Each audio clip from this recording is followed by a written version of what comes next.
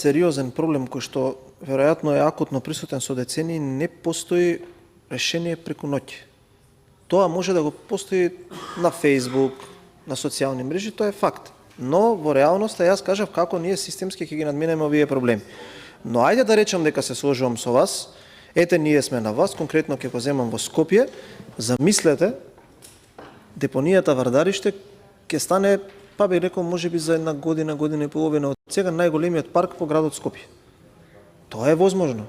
Тоа се решава. Ама знаете како се решаваат тие проблеми? Со план, со стратегија, со визија, со тоа на некаков начин ние сите тие работи гледаме да ги изменаџираме и системски, но таму каде што може да се реагира брзо, како што вие кажавте, ги решаваме на начинот на кој што вие кажав. Така да, ако треба да судиме на начинот на кој што е менаџиран отпадот, тогаш нека го гледаат граѓаните Вардариште и градежните активности кои се имплементираат таму, а за жал за сите овие други работи потребно е време, да, но на крајот проблемот кој што на крајот решението кое што го нудиме трајно ќе го реши проблемот за не повеќе да се случуваат вакви негативни дејани.